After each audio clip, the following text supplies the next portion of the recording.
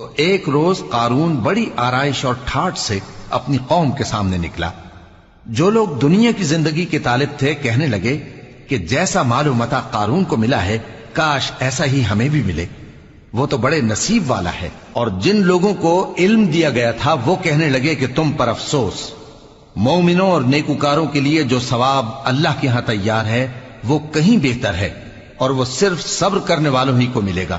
پس ہم نے قارون کو اور اس کی حویلی کو زمین میں دھسا دیا تو اللہ کے سوا کوئی جماعت اس کی مددگار نہ ہو سکی اور نہ وہ بدلہ لے سکا۔ اور وہ لوگ جو کل اس کے رتبے کی تمنا کرتے تھے صبح کو کہنے لگے ہائے شامت، اللہ ہی تو اپنے بندوں میں سے جس کے لیے چاہتا ہے رزق فراخ کر دیتا ہے اور جس کے لیے چاہتا ہے تنگ کر دیتا ہے۔ اگر اللہ ہم پر احسان نہ کرتا تو ہمیں بھی دھسا دیتا۔ ہائے خرابی، کافر کامیاب نہیں ہوتے۔